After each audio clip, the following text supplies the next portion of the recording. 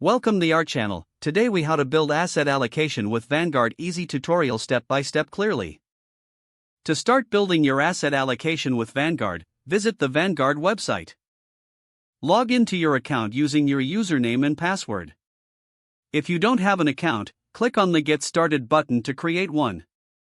Once logged in, navigate to the investing section featured in the top menu.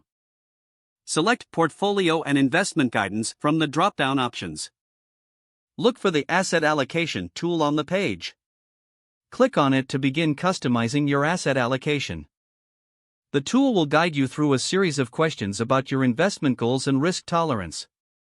Be prepared to answer questions about your time horizon for investing. Indicate how much risk you are comfortable taking. After completing the questionnaire, the tool will suggest an asset allocation model tailored to your preferences. Examine the recommended allocation of stocks, bonds, and cash.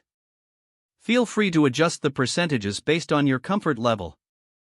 Take note of the suggested Vanguard funds that align with your chosen allocation. Click on each fund for more details about its performance and fees. Once you are satisfied with your asset allocation, proceed to the investment page. Select the funds you wish to invest in from the list provided. Input the amount you want to invest in each fund according to your asset allocation. Review your investment choices and make sure they match your desired allocation. Finally, confirm your investments and finalize the transaction. Your portfolio will now reflect your chosen asset allocation strategy with Vanguard.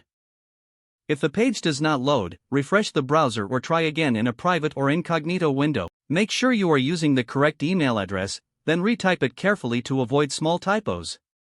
If your password is not accepted, use the reset option and create a new strong password you can remember. Check your spam folder for verification or security emails, then complete any requested confirmation steps. Enable two-factor authentication if available to improve account security and reduce unauthorized access risk.